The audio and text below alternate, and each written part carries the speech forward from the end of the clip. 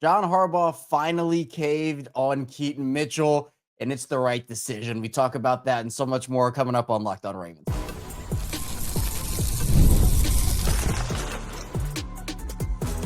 You are Locked On Ravens, your daily Baltimore Ravens podcast. Part of the Locked On Podcast Network, your team every day. You are Locked On Ravens. Welcome in to the show. I'm your host, Kevin Oestreicher of Ravens Wire, here with you on the Locked On Podcast Network, your team every day, and now the #1 sports podcast network. Appreciate everybody for being here today. Whether you're an everydayer, a shout out to you. For your first time listener, welcome in. If you're somewhere in the middle, welcome back. Appreciate every single person who tunes in, watches, and listens to the show. We're 5 days a week over here on Locked On Ravens, giving you 5 days a week plus more of daily Ravens coverage and content. So we will have you covered with everything you need to know on this Baltimore Ravens team. We have a jam-packed episode today as the Ravens coming off their big week number 10 win over the Minnesota Vikings. And John Harbaugh, after the game, talked on Monday. He caved on Keaton Mitchell, and it's the right decision. So we'll talk about what he had to say, what it means for Keaton moving forward in the first part of the show. Then we'll move into some Ravens injury updates that John Harbaugh provided. We talked about some on yesterday's show, but John Harbaugh did weigh in on them, so we'll dive into that. And then we'll do some more Ravens and Vikings analysis, looking ahead for Baltimore again, and just a lot more in the general Ravens category. So thanks for being here again. Today's episode of Locked On Ravens is brought to you by FanDuel. Right now, new customers can bet just $5, and if your bet wins, you'll get $300 in bonus bets to use across the app.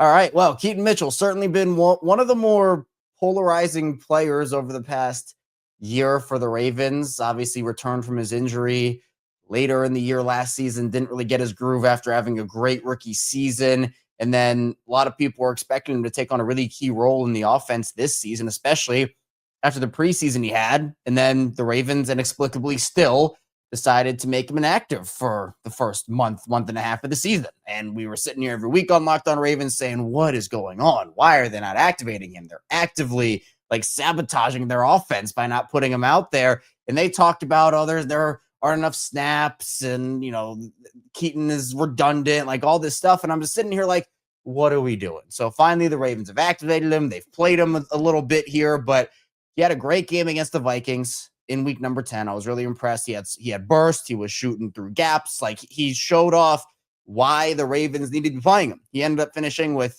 4 carries for 31 yards. He had that long 22-yard run where he just went right through the hole, showed that speed, showed that burst, and he gives you a whole different skill set that, in my opinion, the Ravens, they need that. So John Harbaugh was asked about Keaton on Monday after the game. And, the first question he was asked about him was, we've seen the change of pace with Keaton Mitchell work really well over the last few weeks. Do you sort of like the level at which you're using that right now? Whereas that's something that we could maybe see even more in certain games? And John Harbaugh said, yes, I think more. Yes, more. And I just, yes, this is what everybody wanted to hear. I'm ecstatic about this. This is the right decision. And he continued his answer by saying, quote, we should. And we were kind of intentional. We wanted to do more just for whatever reason. We didn't get to it. Definitely, we want to see more Keaton. And I think the more you can mix it up, it's hard to take plays off Derrick Henry's plate. That's a challenge. I think anybody can understand that, but mixing it up is also a good thing too. And I think all the guys understand the value of that too. So we are going to try to find that. It's going to be game by game probably, but we will try to find that world where everybody's most effective. And look, it's just great in the first place that Harbaugh is acknowledging that, yes, they want to see more of Keaton Mitchell and they want to put more on his plate. I understand where he's coming from with taking plays off of Derrick Henry's plate, considering the player that Derrick Henry is. But I think that with Derrick, honestly, the time to use Keaton would be now. I mean, obviously, if the Ravens do go on a run and they make the postseason, you want to have Keaton involved and active there too. You want him to be on the field all the time, whether it be regular season, postseason, because he gives you that element. But in my opinion, I think that putting more on Keaton's plate, and, maybe it's a carry or 2 less for Derrick or 3 to 4 carries less for Derrick. I don't know. Again, you do not want to take too much off of Derrick Henry's plate, but kind of saving him a little bit and taking some of that workload off of him. And Derrick has been a very healthy player over the course of his career, but imagine having a less worn down Derrick Henry in January, assuming the Ravens do get there, because you were able to take some of the carries, just a couple, not a lot, just a couple off his plate, and give them to a player in Keaton Mitchell, who I think can help the Ravens with his burst, acceleration, everything that he brings to the table. Keaton on the season, when you look at running backs currently, he's not a qualifier because he hasn't run the ball enough. He only has 15 carries on the season. But when you take off the qualifier tag and you just look, so I put my own qualifying tag in. I said, all right, running backs with 15 or more carries on the season, what's their yards per attempt? You have Emari DeMarcado in Arizona, who is at 9 yards per attempt on 26 carries, but he had a 71-yard run. So outside of that 71-yard run, I'm taking DeMarcado off the list. Tank Bigsby in Philly right now, he got traded from Jacksonville. He has 15 carries for 127 yards. He doesn't have a super long. It's 29 yards. So 8.5 yards per carry for Bigsby. He comes in at number 2. Jeremy McNichols in Washington comes in at number 3 at 7.6, but he had a 60-yard run. He has 22 carries. So you take that 60 run yard away, and, Jeremy McNichols, that number goes way down. Keaton is number 4 among running backs with 15 plus carries and yards per attempt in the league right now at 6.2. 15 carries for 93 yards. Keaton is just an efficient player. He picks up yards. Is he going to pick up yards on every play? Is he going to have an explosive run on every play? No. But I remember his rookie season when it felt like that. It felt like it. And so on the season, you look at Keaton's game log, debuted against Houston, had 3 carries for 8 yards, but that was without Lamar, and that game was awful. So okay. Then he didn't have, no stats against the Rams. Then Chicago, he had 4 for 43. He looked good in that game. We saw the explosiveness. Miami, he did have 4 carries for 11 yards. And then obviously Minnesota, the 4 for 31. So it seems like the threshold right now for him is about 4 carries. I'd like to see that number maybe up around 5 or 6 for Keaton. Maybe you could put the 7 to 8 on there, but I think that's probably a little too, that's probably more than the Ravens want to give him. So I would probably say 5 to 6 carries and then maybe 1 to 2 catches out of the backfield. Again, this can help you.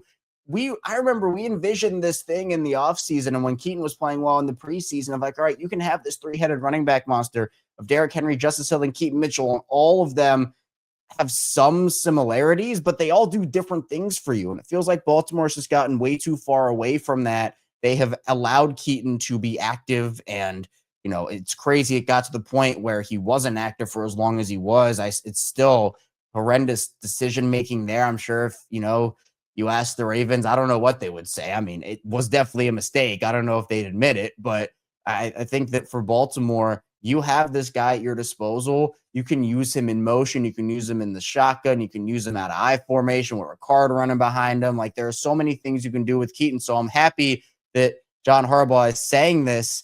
The Derrick Henry thing, I get it. Don't take too much off of his plate, but there are carries to be had for Keaton Mitchell. The Ravens just have to give them to him. And game by game, I hope he's not setting it up to like some games he's only going to have like 2 carries and that's going to be it, and he's not really utilized, because sometimes, the thing I love about Keaton is he doesn't need a lot of carries to get going. He can just go out there and give you like a 20-yard run off the bat.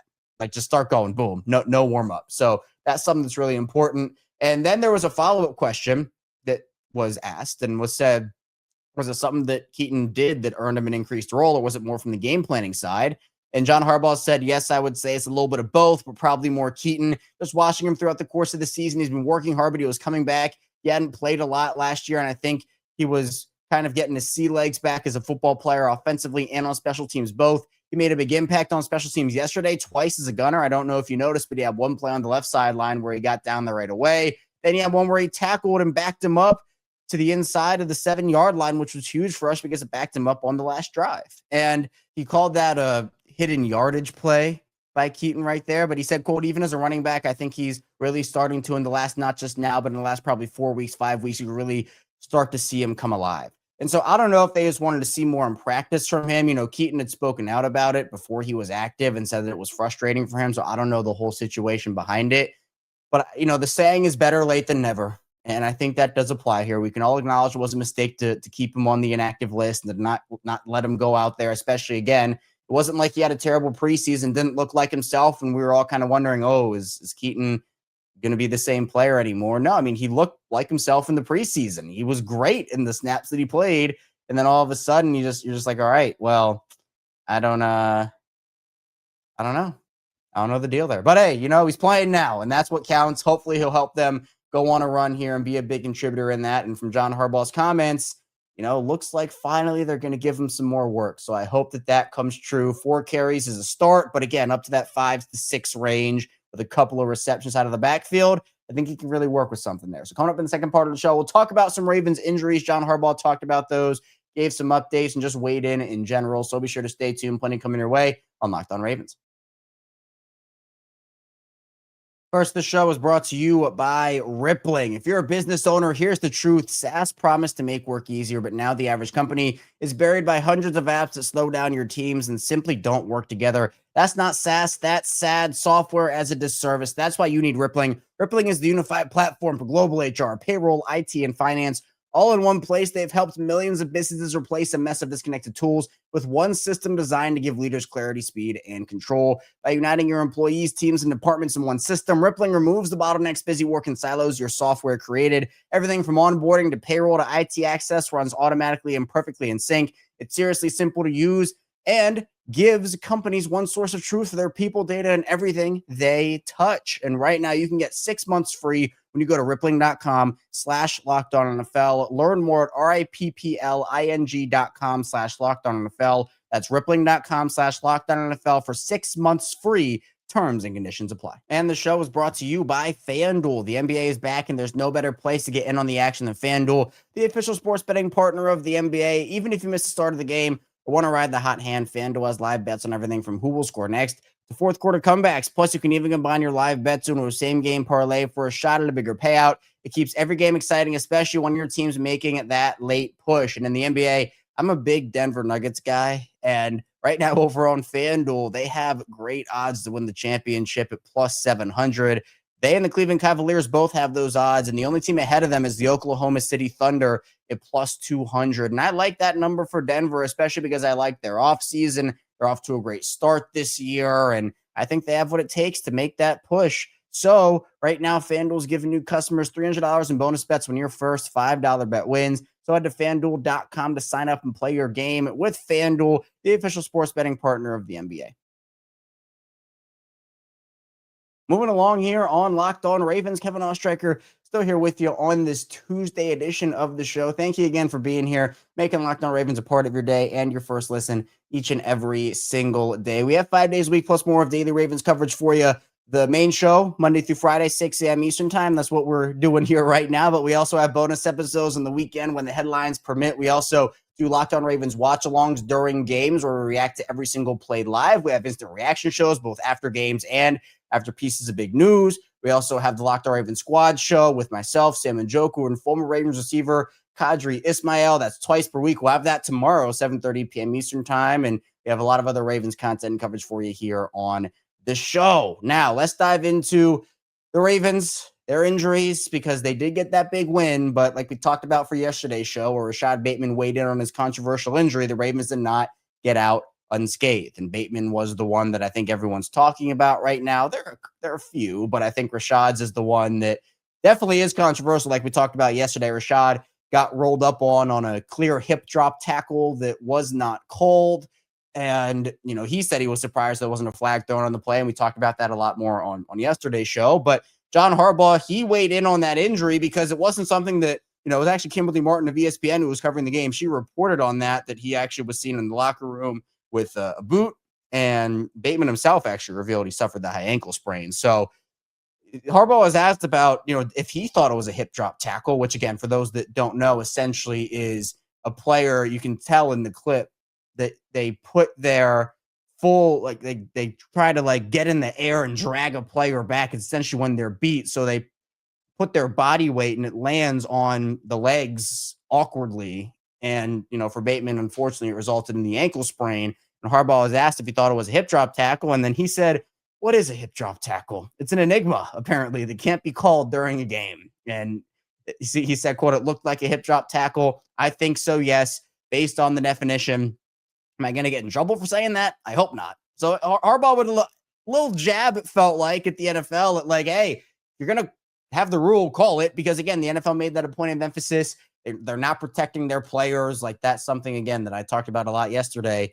And, it's ridiculous. I mean, it's putting players in harm's way. And if they feel like it's, impacting the safety of these guys, then call it and emphasize it. The Isaiah Rodgers, who was the player who did it, is going to get fined by the NFL. Like, 99% sure about that, because usually that's what happens, is it doesn't get called during a game. And then the guy gets fined for it. And the NFL's like, oh, well, sorry, we missed it. But that doesn't help Rashod Bateman's ankle get better. It didn't help during the game when there should have been a flag. And I get it. He got stopped at the 1 yard line, but it's about emphasizing the point, right?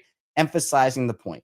And Harbaugh was asked if he had any update on Bateman, and he said he thinks Rashod's going to be okay. Yes, he has an ankle sprain. We'll see how serious it is going forward. He was asked if there was does he expect him to miss time or not? And, there wasn't really an answer from Harbaugh. He said, we'll see where we're at. Probably know more on Wednesday. So not a huge update in terms of how much time Bateman will miss. Harbaugh didn't even classify whether it was a high ankle sprain or not. Just said it was an ankle sprain. But, if Bateman said that, then that's what I'm going to assume for now until there's other information out there. So high ankle sprains can vary in timeline to recover, 2 to 4, 4 to 6, 6 to 8 weeks, depending on the severity. And I actually played this clip on yesterday's show from the Locked On Ravens squad show. Qadr Ismail, who's the former Ravens receiver, Super Bowl champion, for those that don't know him. He is very proficient in sports movement, sports performance. That's what he's dedicated a lot of his post-football career to. He has missiletraining.com and a whole business surrounding it. He talked about high ankle sprains, and for Bateman in particular, what that could mean. So I do want to play that clip again for those who haven't heard it. And for those who have, I think it just reinforces the injury itself, what it does mean. So I want to play that, then we'll talk about it more. Depending on severity, how much time are we looking at here, and how does this offense perform without potentially Rashod Bateman for a few weeks? So I didn't see that. Good eye, good catch by you. And high ankle sprains are no joke, because you're talking about, part of the healing process is getting the nerves and that blood flow down in there with different soft tissue. Not a lot of vasculature going into that portion of your lower extremity. And so the healing can be somewhat tricky. Then you look at his game. His game is predicated on that sudden burst and getting low, getting in and out of his breaks and his cuts. So that is a concern. So we'll see. We'll see how long he's out for, what the timeline is. Ravens have 2 games coming up against the Browns and the Jets. You should be able to win those games without him. After that, I'm not sure. There was an update on the Bengals and Joe Burrow, who they will play after the Jets. So that'll be in 3 weeks on Thanksgiving night, where I guess it is now possible that Joe Burrow could return on Thanksgiving night or around Thanksgiving-ish, apparently, is kind of that timeline. So we'll see how that could impact timelines of these guys. But, I know, Rashod's not going up against Joe Burrow. That's offense versus offense, but, might be more of a shootout type with Baltimore and Cincinnati. Although Joe Flacco, if he plays still, the way that they've been throwing that ball around, we're going to have to see. So Ravens and Bateman, in Bateman's absence, however long he misses, if he misses, we don't know that at the time right now. If it's a high ankle sprain, for sure, he will miss time. So that's what Bateman said. That's what we're going to go off of. DeAndre Hopkins going to step up. Tez Walker, who's been inactive, right? He's going to be called upon a little more. Tylan Wallace as well. So they have the guys to survive it. Bateman himself hasn't been, at least on the stat sheet, hasn't been great this year. So, it's tough to lose him, because I think he provides more than the stat sheet indicates. I think he's had more of an impact, but even still, it's a tough loss there. A couple of other injuries that John Harbaugh talked about. Jay Higgins walked out with a brace on his knee. Jess Rebeck reported that on Sunday, and seemed like a significant injury. John Harbaugh was asked about that, and he said that it's not a season ender, but it's going to be a few weeks for Jay Higgins. So assuming he's probably going to miss at least the next 2. I don't know if this is an IR situation where he'd miss the next 4. We'll, again, probably get clarity on that tomorrow and throughout the week.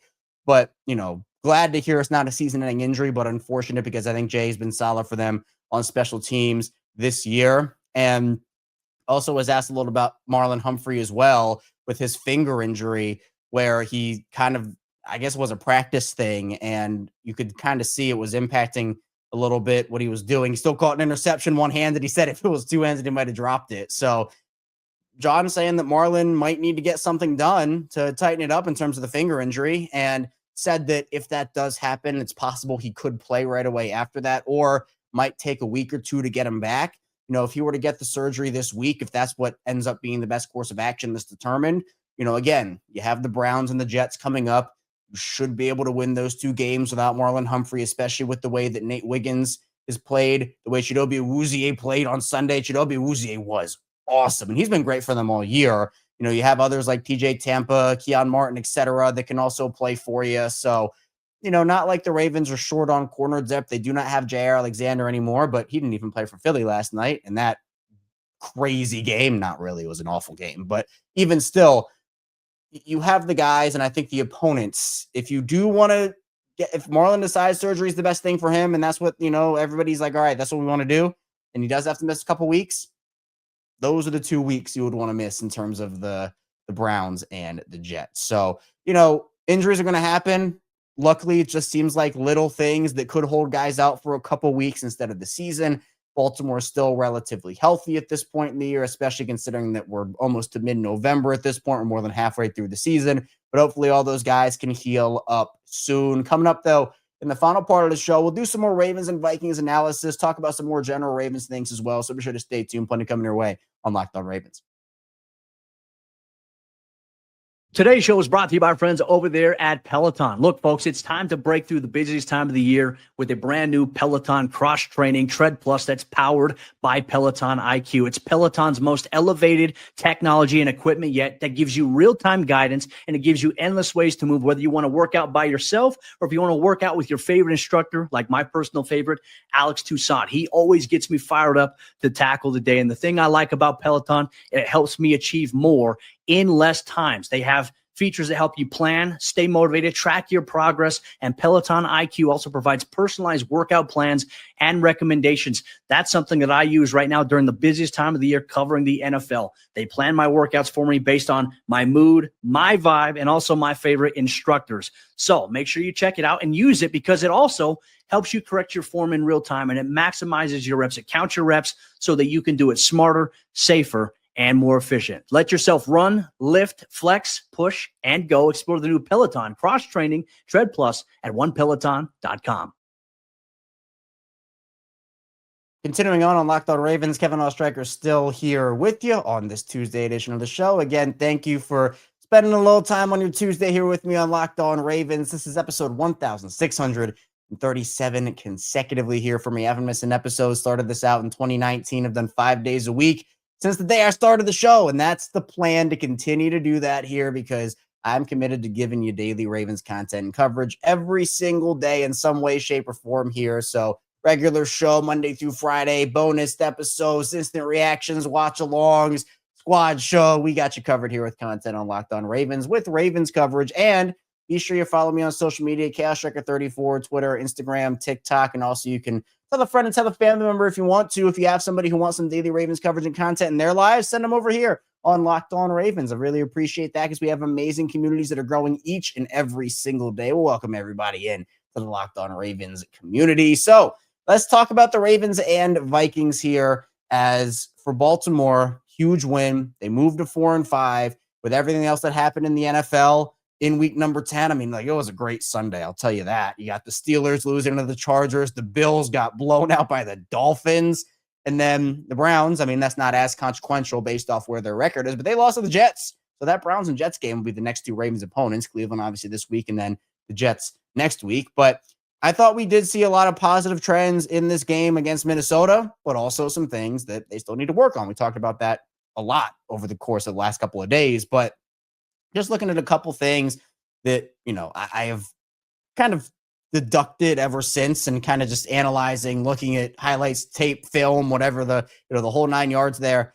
One thing that's really interesting, and this coming from Pedro Rorms, is according to PFF, the Ravens defense pressured J.J. McCarthy 29 times in yesterday's game. That's a season high and the best mark since week 10 of 2024 against the Bengals with 40. You have Travis Jones with 6 pressures in this game, Mike Green with 4, Draymond Jones with 4.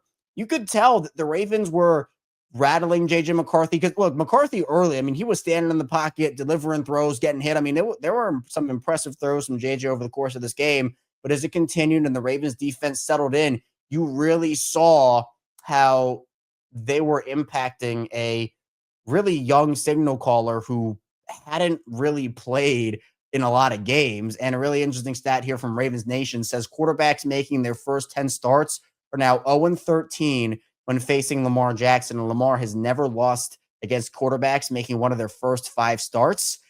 So, I mean, that's crazy. And Dylan Gabriel is another guy. He's a young quarterback. Actually, how many? Let's do some little live research. Dylan Gabriel, how many starts does Dylan Gabriel have in his career so far? He has started in 5 games. All right, 5. There you go, 5 games. So his 6th start will be against Baltimore this upcoming week. So that's another opportunity for the Ravens to take advantage. And again, that's what I've been saying all the time here on this show for years. If you've been listening to me for years here on Locked On Ravens, is that the Ravens historically have had a lot of success against younger quarterbacks, rookies, second-year guys, and a lot of that is the uniqueness of what we've seen from, a lot of different coordinators. Most recently guys like Zach Orr, Don Martindale, Mike McDonald. You have a lot of that. It's really key when you can go back and kind of see how aggressive guys are or how they're calculated. Like the Ravens defense, like even with Dean Pease, and you can go back as far as you want to, Rex Ryan, et cetera, Marvin Lewis, like every Ravens defense has some level of uniqueness to it. And I think that's really, really cool because it looks different, but there are still little patterns that you can look out for and you can say, oh, that reminds me a lot. Like, for example, in this Vikings game, you could see that they were kind of showing a lot of guys at the line and they were either sending a bunch of them or all of them or dropping everybody but 4 or 5 into coverage.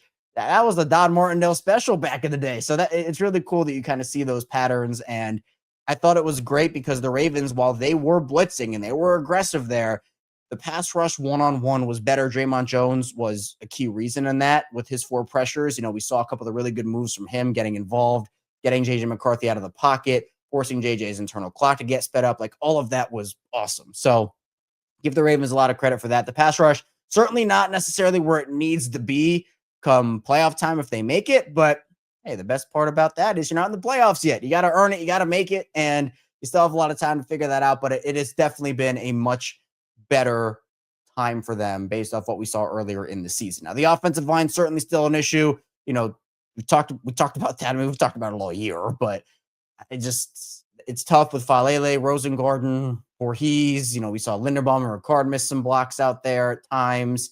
So it's tough all the way around. I mean, where you kind of look at what Baltimore has done all year with that offensive line, and the answer is nothing. I mean, they just kind of let it rock. And we've heard the Harbaugh teases of, everything's on the table. I mean, I don't really believe that. I think they're just going to rock with what they have. Is that what they should do? No.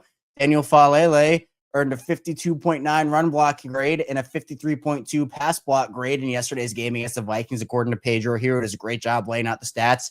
And his season stats include a 50.9 run block, 64.5 pass block, 14 pressures allowed and 2 sacks earned in 527 snaps. I mean, just not good enough and not where you need to be for a offensive lineman on what is a hopeful playoff and Super Bowl team. That's where they're trying to get to at least. So, you saw some of the loud losses, not just from Falele. It's not just a Falele problem, but I think Falele is the loudest problem that the Ravens do have on that offensive line. So that's clearly by far and away the biggest concern for me because, look, I liked what we saw from Lamar Jackson in this game. He was highly efficient in this one. Not a huge stat game from him, but, against a really aggressive defense, I thought that, they had a game plan that combated that, and Lamar was able to kind of go out there and do his thing a little bit.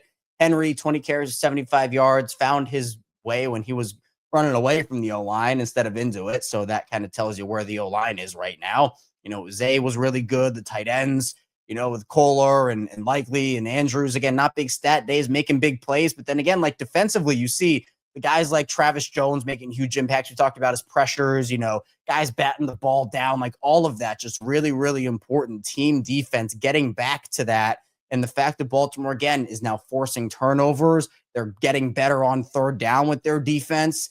Still like the red zone, 2 for 5 there. You need to finish on those plays. But Minnesota was a really good third down defense and a really good red zone defense. They were top 7 in both, top 5 third down, top 7 red zone, if I'm remembering correctly there. Like that's all stuff that that they excel at. And we saw that in this game, but Baltimore still found a way to win it despite kind of letting go a little bit at the end, largely probably due to the fact that they had that Roquan interception that wasn't called an interception, that was all controversial and all that. But timely plays, still stuff to work on, but, you know, you got to feel good about where they are compared to where they were last month. You know, it's a huge improvement, and they got to continue stacking wins here on a soft schedule. So that's all I have for you here today on Locked On Ravens. Thank you so much for tuning into the show. On the way out, be sure to hit the like and subscribe button in video form and follow along and subscribe in audio form for 5 days a week, plus more of daily Ravens coverage. Same show, both audio and video. You're not missing out. Coming up tomorrow, we'll have more Ravens content and coverage for you, so be sure to stay tuned, and I'll see you right back here soon on Locked On Ravens.